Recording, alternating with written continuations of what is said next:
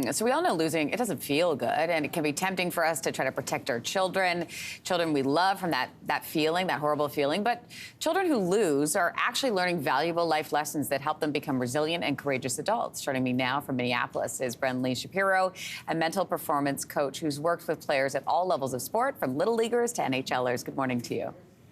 Good morning. What are children learning when they learn to lose? Well, Lindsay, I think you said something so important, and there is a transformative power to losing.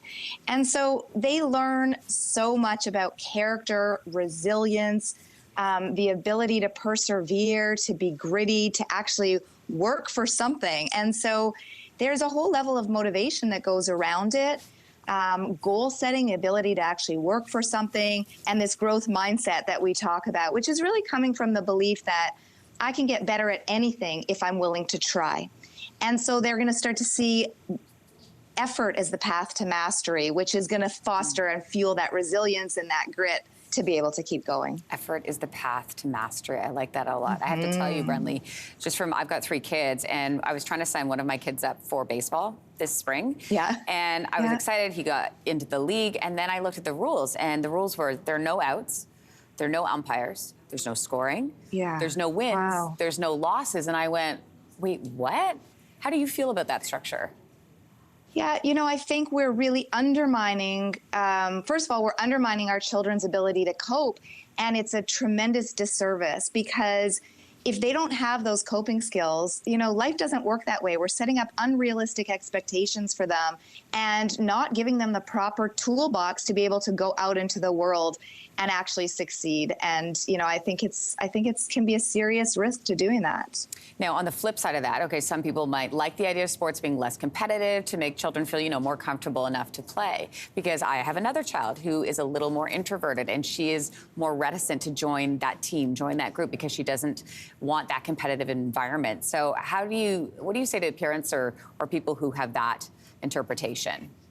Yeah, I would say really then just find the right level to place them in. Obviously, you don't want to put them in an ultra competitive level, but there are house leagues that anybody can play. And I still think there is value to losing, because it teaches valuable life lessons, both for sport and for life. And, I think there is loss in life. It's not a realistic expectation to think that you're never going to lose, or you're not going to get out, or you're not going to have any failure in life. And we really are not teaching them the ability to cope with setbacks or failure. So it's okay to lose, and it's okay to win. There's 2 sides to every coin, and there's value in both sides.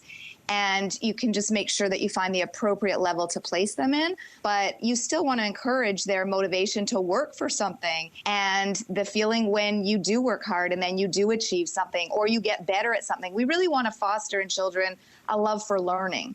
And, sport offers tremendous value in that, but not if there's nothing on the line. And I want to ask you about coping, because you brought that up. What advice do you have for parents with children who face a hard game or a big loss?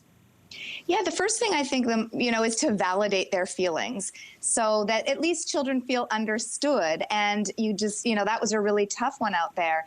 And then we want to praise effort over results. So we don't want to take away the win or the loss, but we don't want to focus on it, that, they worked really hard for something.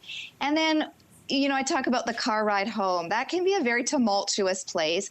So we want to give our children some time to just sit with their feelings and work through them. And I call it the 24-hour rule. Let's stay away from doing the whole post-game recap in the car ride home. Wait 24 hours, ask your kid if they're ready for a conversation about it. Oh, that's such a good takeaway, Brenly. Yeah. We really appreciate your time this morning. Thank you so much. Thank you for having me. All right, take care. Hey, thanks for watching. If you liked this, be sure to subscribe here, or you can check out more Your Morning videos right here.